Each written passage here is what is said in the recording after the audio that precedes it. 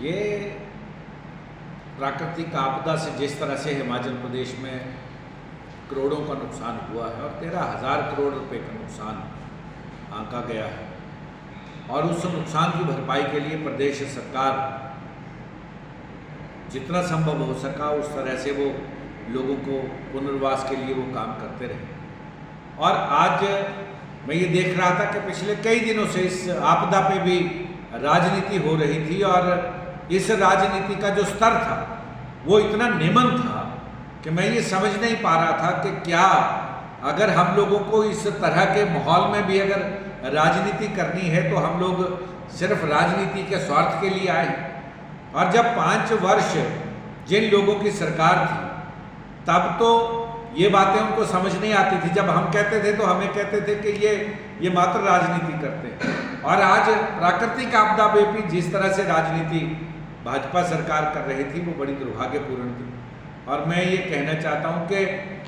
आज लोगों को जिस तरह से कंधा मिला के भारतीय जनता पार्टी जो विपक्ष में है और कांग्रेस की जो सरकार है, इन दोनों को कंधे से कंधा मिला के इस प्राकृतिक आपदा को निपटना चाहिए था और इसके लिए कोई एक कारगर रणनीति बनानी चाहिए थी। लेकिन विपक्ष तो क्योंकि राजनीति पे उतारू था, कभी वो मानसून सत्र की बात कर रहे थे, कभी घोषणाओं को लेके बात कर रहे थे, लोग यहाँ अपने परिवारों को खो रहे थे और ये लोग यहाँ राजनीति कर रहे थे। डोगरा जी, जिस तरह से हिमाचल प्रदेश में आई प्राकृतिक आपदा के केंद्र सरकार द्वारा हजारों करोड़ों रुपए की आर्थिक मदद दी जा रही है, इसके बावजूद भी कांग्रेस केंद्र पर मदद किए ना जाने का ठीकरा फोड़ रहा है। सर, क्या कहना चाहेंगे सर? पहले दिन से जब देश के प्रधानमंत्री महोदय ने प्रदेश के मुख्यमंत्री श्री सुखविंदर सिंह सुक्खू जी से बात की, उन्होंने केंद्र सरकार का आभार जताया और जितनी भी मदद अभी तक मिली, 200 करोड़ रुपया अभी मिला है और 374 करोड़ रुपया भूतल परिवहन मंत्री नितिन गडकरी जी ने यहाँ पे दिया है। उसके अलावा जिस पैसे की बात यहाँ हो रही है, लेकिन फिर भी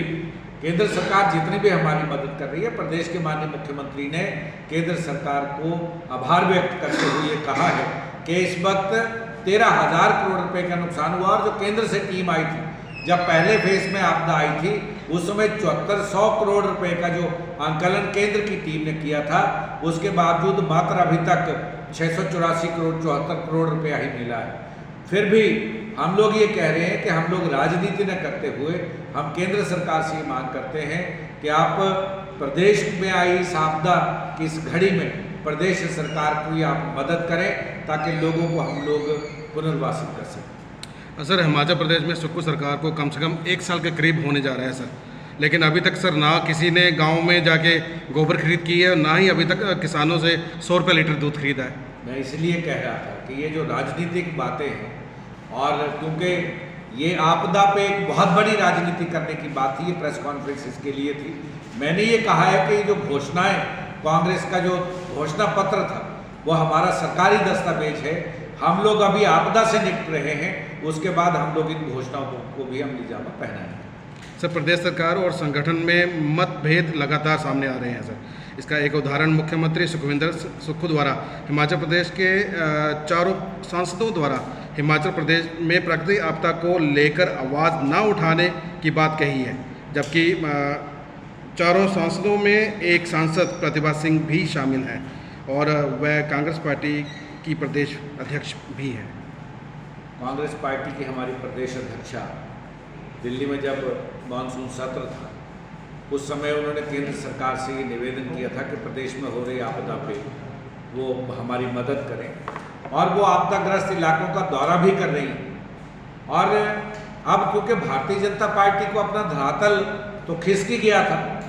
अब वो जो पुरानी यादें हैं अब वो बार बार रह के सता रही हैं। जब समय था तब तो प्रदेश के लोगों के हित की बात नहीं की, आज जब कुछ भी उनके हाथ में नहीं तो अब वो राजनीति की ही बात करेंगे कि कभी कांग्रेस और सरकार के बीच में मतभेद, कभी कोई एमएलए नाराज है। ये जो मुंगेरी लाल के हसीन सपने हैं, इनके बीच ही ये सीमित रहे। और मैं ये दावे से कह सकता हूँ कि सरकार और संगठन के बीच जिस तरह का बेहतर तालमेल इन पिछले 8 महीनों से चल रहा है। और हर व्यक्ति, मैं भी तो संगठन का व्यक्ति हूँ, मैं सरकार में नहीं, लेकिन मैं संगठन और सरकार के बीच का जो तारतम्य है उसकी बात कर रहा हूँ कि आज बेहतर तरीके से सरकार और संगठन दोनों ही धरातल पे काम कर रहे हैं और हम इस आपदा की घड़ी में लोगों के पुनर्वास के लिए सरकार और संगठन मिल के काम कर रहे हैं।